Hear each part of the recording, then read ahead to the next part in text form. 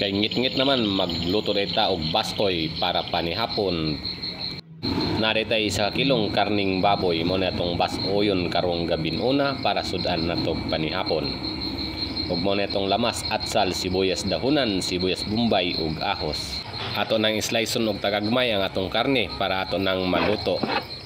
Pagkahuman day na itong slice day, atong gimarinate ang atong karne ug atong gilain ang tambok para atong mapakupusan. Kay ang oil atong gamiton ang oil ra sa atong karning baboy. Ug ato nang gikupusan diha ato nang paabuton na mo oil siya para ato nang mabutang ang atong mga lamas. Ug diha ming oil naman ato nang ibutang tong lamas, ang ahos ug sibuyas bombay. Pag human atong butang sa tong mga lamas diha atong isunod og butang ang atong unod na gimarinate. Ato lang ning paabuton na mo tubig ang atong karne. Naming tubig naman ni ato na ning dugang tubig para atong sabwan, para atong matimplahan. Pagkahuman natog tubig, ato na din gibutang atong sibuyas dahonan og atsal.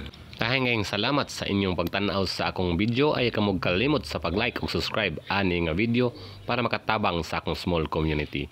Uhahay, maayong gabi kaninyong tanan ug dalaygo ng Dios kanatong tanan.